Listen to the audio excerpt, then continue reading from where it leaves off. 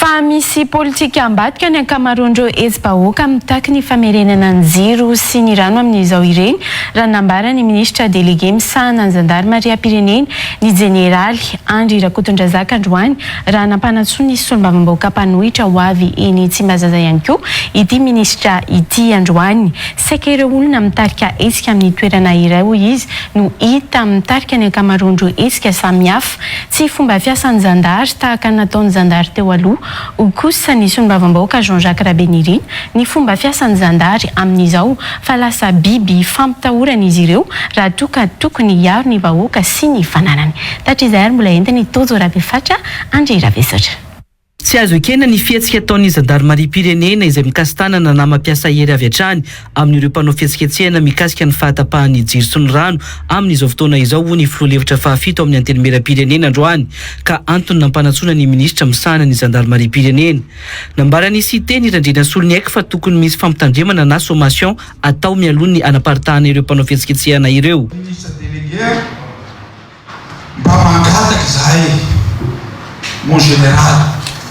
raha lalàna ny teny rehefa misy fotoana hanaparitahana ny olona dia tsy maintsy mampilaza intelo ianareo. Zava-misy nefana amin'izao fotoana izao tonga dia karaha-vavanytsika ao anatin'ny zavatra ka tsy fantatro hoe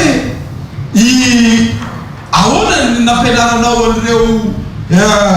zandary sur terrain ireo satria zava-misy tonga dia lasa manipy an'ireny ino moa naranty bomba malatsa-dranomaso reny ka. Nanamafy ihany koa ny solombavambahoaka Jean-Jacques Rabenirin fa tsy fomba fiasan'ny zandary tahaka ny zandary teo aloha no misy amin'izao.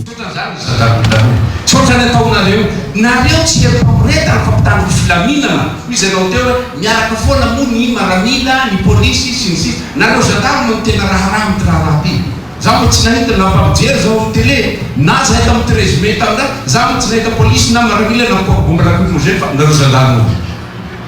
ka nareo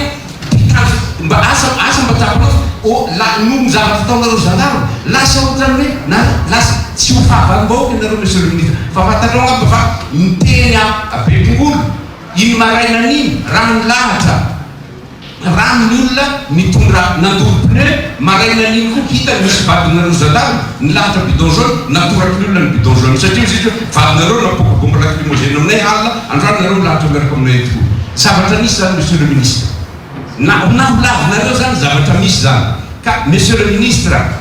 kare tandro filaminana ianareo fa tsy herim-pamoretana ho an'ny vahoaka. Sy ny zandary irery no manao ny fampandriana tany amin'ireo hetsika misy amin'izao fa miaraka ao avokoa na ny zandary na ny tafika na ny polisy hoy ny ministra délégué misahana ny zandarmariam-pirenena androany. Nambarany fa ny lalàna no manome fahefana ny zandary ho loha laharana amin'ny fandaminana ny hetsika misy io. Mety efa ty amin'ny gendarme moa le fitenenana tsy haiko na lokon'akanjo le eny amin'ny kianja fa fondrokerana teny no misahana ny fampandriam-pahalemana ary tsy misahana ireo araky ny didim-panjakana laharana faefatra amin'ny valopolo tsipika oatra amin'ny dimapolo oatra enina amin'ny dimapolo izay manambara ny asa sy ny pitsopitsony amikasika ny OMC sy ny mo fa mazava ho azy ao anatin'ny décret io no milaza fa en position aty voalohany foana matetika ny gendarmerie. Nanaiky ny jeneraly Andry Rakotondrazaka fa ny fanalana n'ireny saka nataon'ny mpanao hetsika ireny no tena atao ny mpitandro ny filaminana. Raha eto amin'ity olona jiro sy rano ity raha ivereno kely ny tantara dia olona ara-tsosialy tsy tokony misy ifandona manahoana fa service d'ordre no atao zany hoe samy eo daholy na ny mpitandro filaminana na ny mpanao fihetsiketsehana tsy eo pefy ary tsy anakanarabe satria misy olona na dia manany olona ny jiro sy rano ary ny andehanany amin'ny moteur io dia andalo satria ny amin'ny arabe foana matetika misy an'le fihetsiketsehana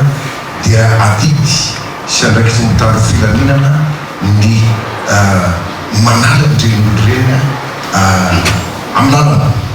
Misy politika ambadika nefa ny hetsika amin'izao satria olona manao hetsika any amin'ny toerana iray tsy maintsy hitany amin'ny toerana hafa misy hetsika hoy ny jeneraly Andry Rakotodrazaka. Atsika rehetra miara-malala fataoko hoe misy politika ambadika navadiko le izy satria na ny antony raha eto amin'ny toerana anankiray tsy mampanina amin'ny toerana teniteny an'izany eto Antananarivo raha eo Analakely ve no misy problemana jiro dia olona any Anjanahary na any amin'ny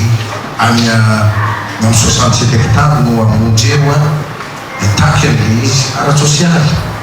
miaraka amin'ny fitaovana izay mitorana sy ny karazany hita mihitsy olona